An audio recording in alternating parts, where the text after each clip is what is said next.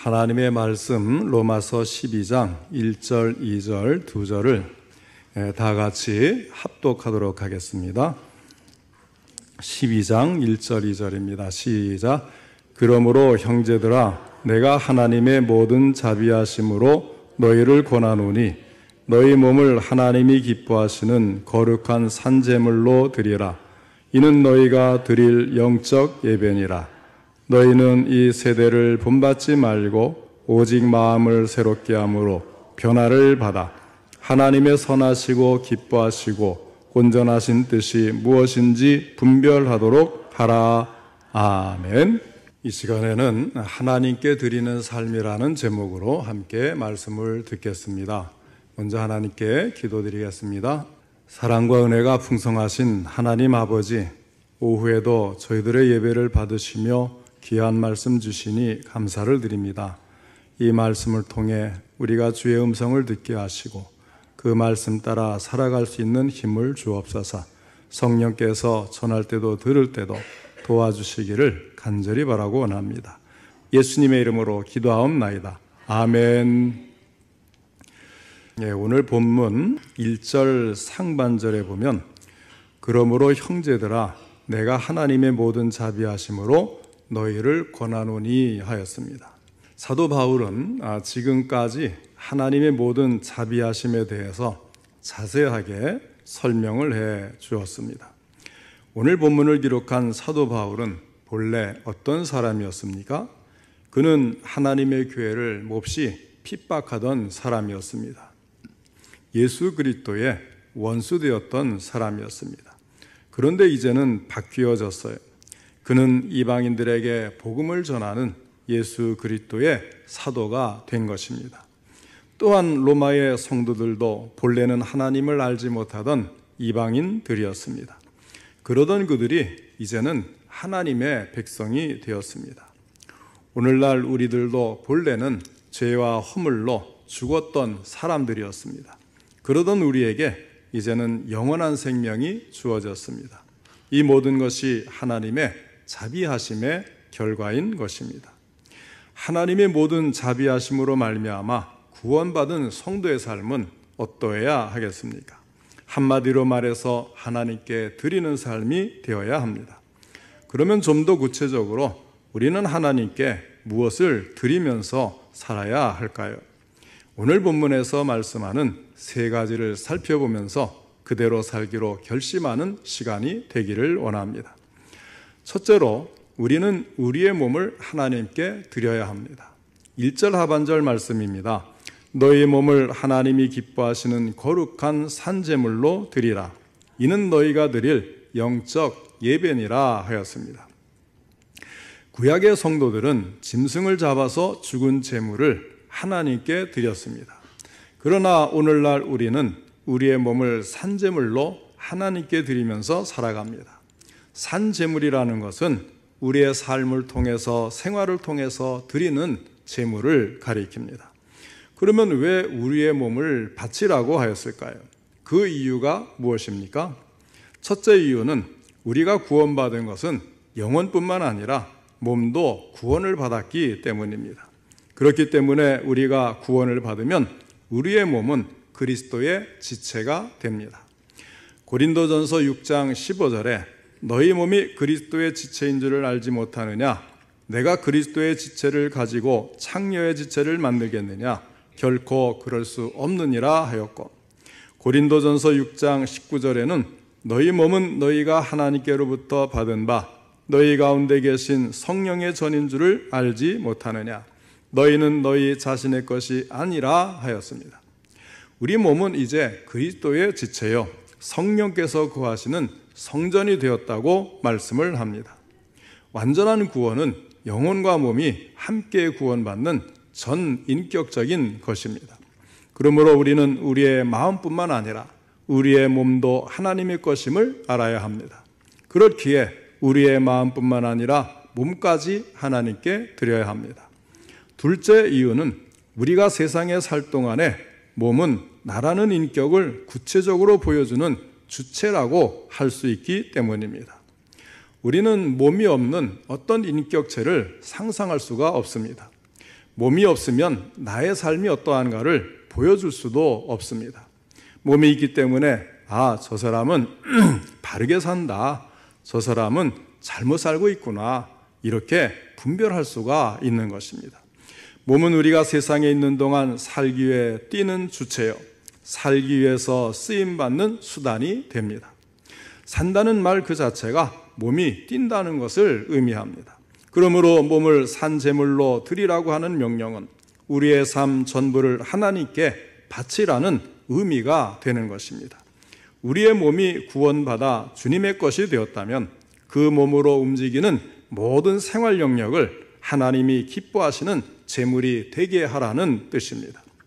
그러나 이 귀중한 진리를 모르고 생활하는 분들이 의외로 많습니다. 우리 몸이 뛰는 생활 영역 전체가 하나님의 제단 위에 올려진 제물이라는 사실을 잊어버리고 내 마음대로 사는 데에 우리의 고통이 있는 것입니다. 교회 다니는 어떤 할머니 한 분이 계셨습니다. 이 할머니는 비가 오나 눈이 오나 새벽 기도에 빠지는 법이 없었습니다. 대단한 열심이었어요. 그날도 새벽 기도를 마치고 집으로 돌아오는 길이었습니다. 새벽 공기가 신선했습니다. 저절로 찬송이 울려 나왔습니다. 할머니는 찬송을 부르면서 즐거운 마음으로 집으로 돌아가고 있습니다. 어느 집 담장 곁을 지나갈 때였습니다. 호박 넝쿨이 다미를 가득 메우고 있었습니다. 그 순간 할머니의 눈에 번쩍 들어오는 것이 있었습니다. 탐스러운 호박 하나가 담장 밖으로 열려 있었습니다. 할머니는 가던 걸음을 멈추었습니다. 찬송 부르던 것도 멈추었습니다. 그리고 숨을 죽이고서 두리번 주변을 살펴보았습니다. 아무도 보지 않았어요. 할머니는 누가 볼세라 냉큼 그 호박을 따서 얼른 자기의 치마 속에 감추었습니다. 그리고는 아무 일이 없었다는 듯이 다시금 찬송을 부르면서 집으로 돌아갔습니다. 그날 그 할머니는 자기의 몸을 하나님이 기뻐하시는 거룩한 산제물로 드리지 못했습니다. 자기의 몸을 불의의 병기로 쓰임받게 했기 때문입니다.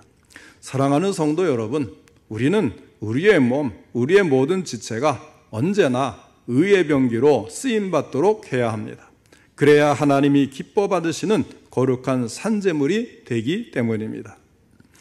1절 하반절에 보면 이는 너희가 드릴 영적 예배니라 하였습니다. 구약의 성도들은 레위기에 기록된 절차와 의식에 따라서 기계적이고 반복적인 제사를 하나님께 드렸습니다. 그러나 우리는 더 이상 그럴 필요가 없어졌습니다. 우리 주 예수 그리스도께서 단번에 우리를 위해서 자신을 속죄제물로 드려주셨기 때문입니다. 이제는 우리의 몸이 하나님의 성전입니다. 우리 자신들이 제사 드리는 제사장들입니다.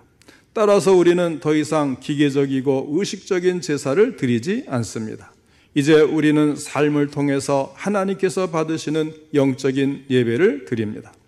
따라서 우리는 우리의 삶 자체가 예배의 연속이라는 사실을 잊지 말아야 합니다. 우리는 우리의 삶 자체가 하나님께서 기뻐 받으시는 예배가 될 수 있도록 신령한 삶을 살아야 하는 것입니다. 우리의 생각, 우리가 하는 말, 우리의 행동, 또 몸가짐과 심지어는 우리의 얼굴 표정에 이르기까지 우리의 삶 전체가 하나님께 드리는 예배의 연속인 것입니다. 예를 들어서 우리가 찡그리고 우리가 화를 낸다면 하나님께서 기뻐하시겠습니까? 천사의 얼굴처럼 은혜로운 모습을 할 때 하나님께서 기뻐하실 것입니다. 우리의 삶이 산제물을 바쳐드리는 예배의 연속이라는 사실을 생각하면서 살아갈 때 우리는 비로소 먹든지 마시든지 무엇을 하든지 하나님의 영광을 위한 삶이 될 수가 있을 것입니다. 그 다음에 둘째로 우리는 우리의 마음을 하나님께 드려야 합니다. 2절 상반절 말씀입니다.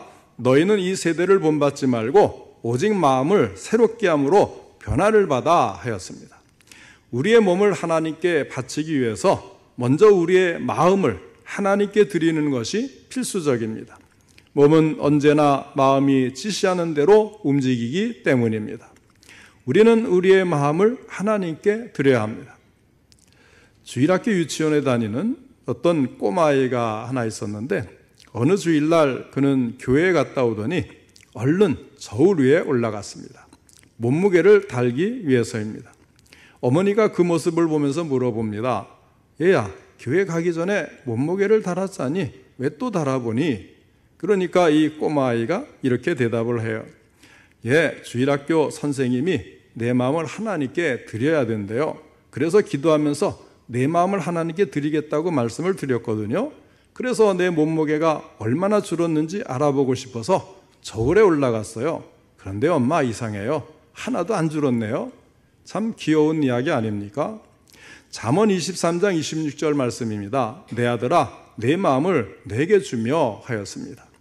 하나님 아버지께서는 우리의 마음을 받으시기를 원하십니다. 우리가 어떻게 하면 우리의 마음을 하나님께 드릴 수가 있겠습니까? 2절 상반절 말씀을 봅니다.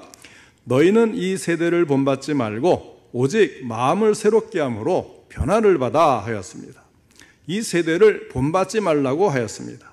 그리고 오직 마음을 새롭게 함으로 변화를 받으라고 말씀을 하였습니다. 세상 사람들은 땅의 것만 생각합니다. 그들은 썩어질 것, 덧없는 것, 일시적인 것만 추구하면서 살아갑니다.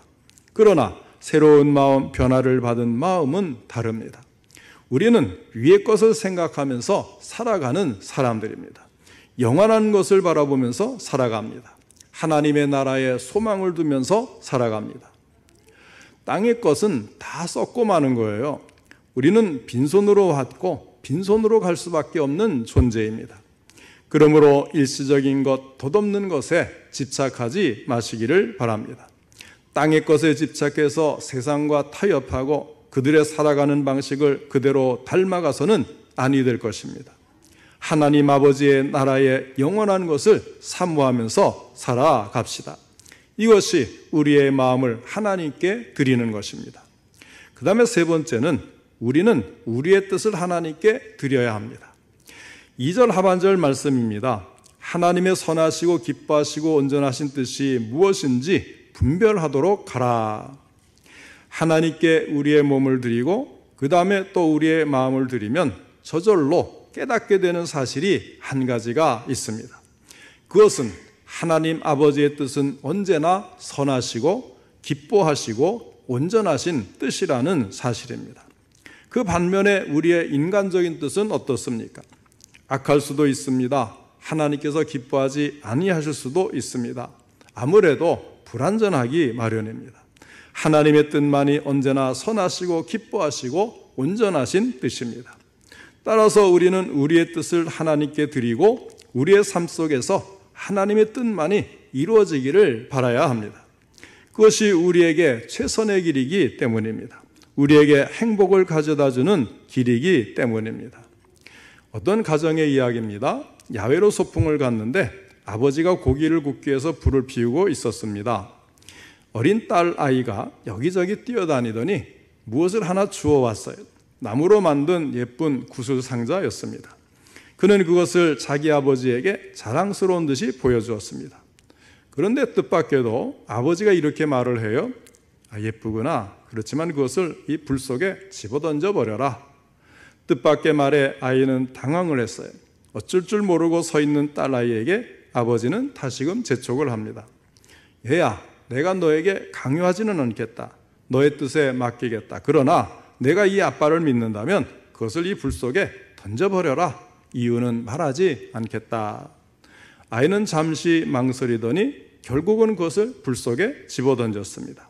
아버지의 뜻에 순종한 것입니다. 며칠이 지났습니다. 아버지는 딸아이에게 선물을 했습니다. 딸아이는 호기심에 가득한 눈빛으로 포장을 풀어보았습니다. 그 속에는 나무로 만든 예쁜 구슬상자가 들어있었는데 자기가 불 속에 던진 것보다도 훨씬 더 값지고 아름다운 예쁜 나무 상자였습니다. 아버지는 그것을 딸아이에게 주면서 이렇게 말을 합니다. 내가 너에게 이렇게 하는 것은 내가 어려서부터 하나님을 믿고 의지하도록 가르치기 위해서다. 내가 살아가다 보면 때때로 하나님은 이유를 말씀하시지 않고 무엇인가 너에게 포기하도록 요구하실 때가 있을 것이다. 그럴 때마다 내가 지금 이 아빠를 믿고 아빠의 뜻을 따랐던 것처럼 너는 언제나 하나님의 뜻에 순종하도록 하여라. 그것이 너에게 언제나 최선의 길이 될 것이다. 사랑하는 성도 여러분, 하나님의 뜻을 우리의 삶 속에 이루기 위해서 우리의 뜻을 꺾어버리고 우리의 뜻을 포기하는 것을 주저하거나 두려워하지 마시기를 바랍니다. 하나님의 뜻은 언제나 선하시고 기뻐하시고 온전하신 뜻이기 때문입니다. 저도 지금까지 살아온 것을 이렇게 돌아보면요, 내가 하고자 하는 대로 됐으면 큰일 날 뻔했구나, 손해가 클 뻔했구나, 이런 경우들이 여러 번 있는 것을 기억이 나요.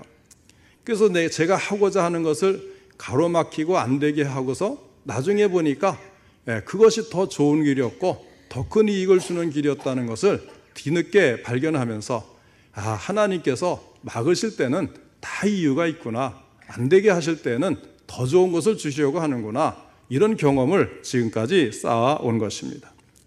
어떤 사람이 이런 말을 했어요. 만일 하나님께서 우리에게 우리의 여러 소원들 가운데서 단 한 가지를 이루어 주시겠다고 말한다면 당신은 하나님께 무엇을 요구하시겠습니까? 그 말을 들은 사람이 이런 대답을 했습니다. 나는 그것을 하나님의 뜻에 맡겨버리겠습니다. 왜냐하면 내게 있어서 무엇이 필요하고 무엇이 제일 좋은지 가장 잘 아시는 분이 바로 하나님이시기 때문입니다. 우리는 지각이 부족한 사람들 아니겠습니까? 우리는 마땅히 빌바를 알지 못할 정도로 연약합니다. 때로는 돌이 떡인 줄 알고 돌을 구할 때도 있습니다. 뱀이 생선인 줄 알고 뱀을 구할 때도 있습니다. 그러나 우리를 사랑하시는 하나님은 전지전능하십니다. 모든 지각에 뛰어나신 분이십니다. 무엇이 우리에게 필요하고 무엇이 가장 좋은지 환하게 하시는 분이 바로 하나님이십니다.